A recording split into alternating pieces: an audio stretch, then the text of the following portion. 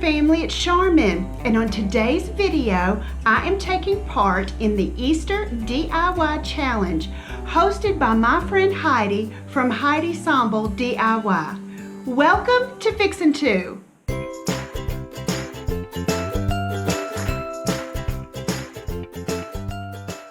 Well guys, I have a super sweet DIY project for you today, and this project really represents what Easter means to me. And I just wanted to share something that is super easy, super simple, and that really represents for me what Easter is all about. Now guys, I love the bunnies and the Easter eggs and the colors of spring and the flowers and all that Easter and spring bring this time of year.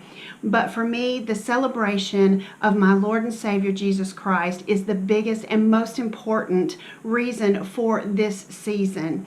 And I just wanted to share something with you, show you that you can make something really easy, really simple, and really on a small budget. So a super small budget. And also I'm going to have a free printable for you. So make sure that you stay tuned to the end, and I will share with you exactly how to get that free printable. So guys, let's go ahead and get into the project. The supplies that you're going to need for this project are some florals. I got this from Walmart for 97 cents and some from the Dollar Tree that I had left over from a previous project. We're also going to be using this canvas that I picked up at the Dollar Tree. I'm also going to be using this leftover wired garland that I used in a previous project. And here is the printable that I was sharing with you, and I'll tell you how to get that a little later. And we're going to be using Waverly chalk paint in the color ink and in the color white. Of course, we'll need paint brushes, and we're also going to be using some chalk and a pen or pencil, and possibly some scissors and some wire cutters, and of course our trusty hot glue gun. So let's get to the project. Now we're going to take this canvas and we're going to paint it with the ink Waverly chalk paint, and you're only going to need one coat of this because this is such a good paint, a good thick paint. You only need one coat.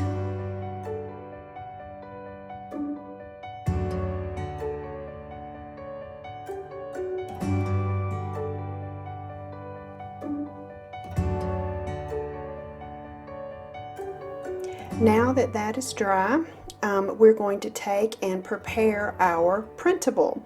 Now I'm not going to use it the way that it is. We're going to take and I'm going to cut the top and the bottom off of this because we're going to use just the words, and I'm going to show you a technique that you can use if you don't have a Cricut or a silhouette to where you can cut out vinyl lettering. This technique is something that you can use if you've got a printable, a piece of chalk, and a pen or pencil. So what we're going to do is we're going to take our printable and we're going to take our chalk, and on the back of the printable, you've turned it over onto the back, you're just going to be basically coloring over each of the words. You want to make sure you get each of the words well coated with the chalk. Once you've got it coated, then we're going to take and turn it back over to where you see the words. Place it where you want it and make sure you get it right where you want it before you put it down, because it will start to transfer that chalk powder a little bit. And then we're just going to take our pen or pencil, whatever you have on hand, and just begin to trace the outline of your words.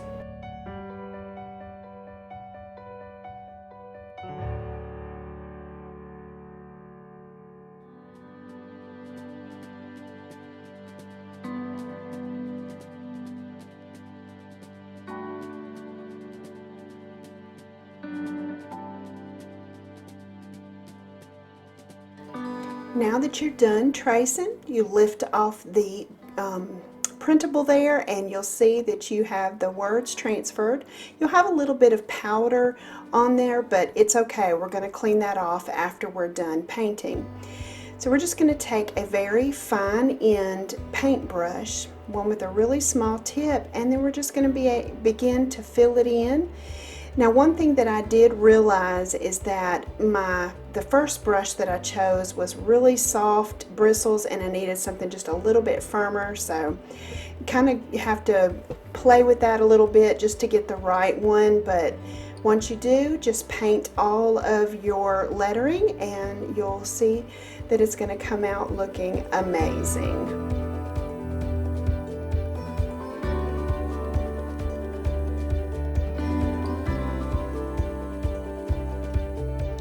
Once you're done painting, of course, I use my hair dryer to speed up the drying process because you know I'm a little impatient, so I use my hair dryer for that.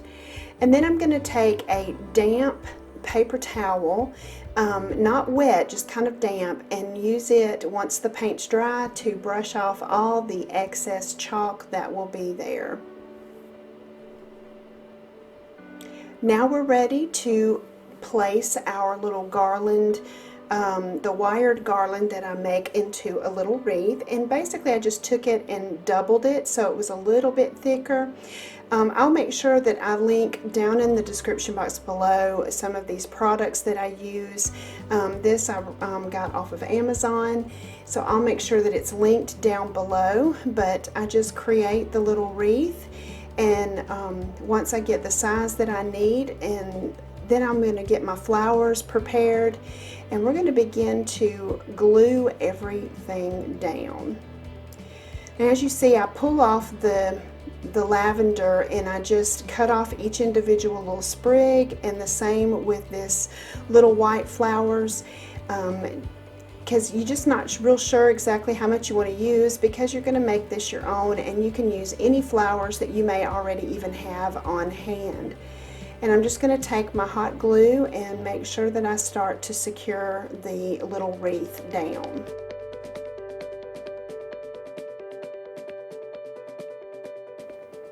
Now I'm ready to add my flowers, my lavender and the little white flowers that I'm using here. And we're just going to hot glue them around on the little wreath there that I have, and just create something super pretty.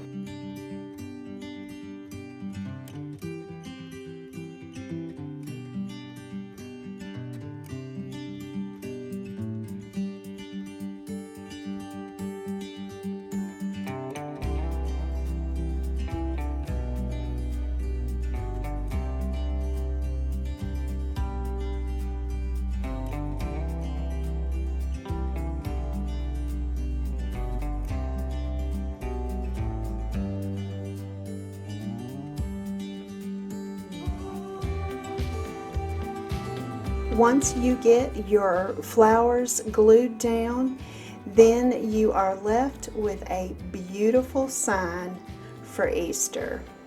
I just love the way it turned out. He is risen. He is risen indeed. Didn't this turn out so stinking cute and just so sweet? And I love this. This can be displayed on your mantle, on a shelf, you know, a coffee table, wherever you would like to. You can even hang it, because of course I left the little hanger on the back. So this can be put anywhere, and it was so simple and very inexpensive to make. I mean, the canvas came from the Dollar Tree for $1, and the flowers, of course, Walmart for 97 cents for the actual lavender, and then the other was $1 from the Dollar Tree, and you're only using pieces of it, so you've got it for other projects. So I think it turned out so so pretty, and I am so excited to display this in my home. And guys, I also told you about the free printable, and so this free printable, there will be a link down in the description box below that you can just click on it and go and grab it, download it, print it out. You can put it in a frame just like this. You can cut it out and use it for the project just like I did, wherever you want to, whatever you want to do with it. It is yours free, so go grab it for sure. If you're new to the Fixer family, welcome. I'm so glad that you're here. If you haven't already done so, make sure that you hit that subscribe button right down here and the notification bell that's right next to it so that you don't miss a single video.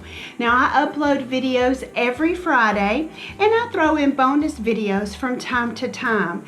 And also, make sure that you, down in the description box below, there will be a playlist for this Easter DIY challenge.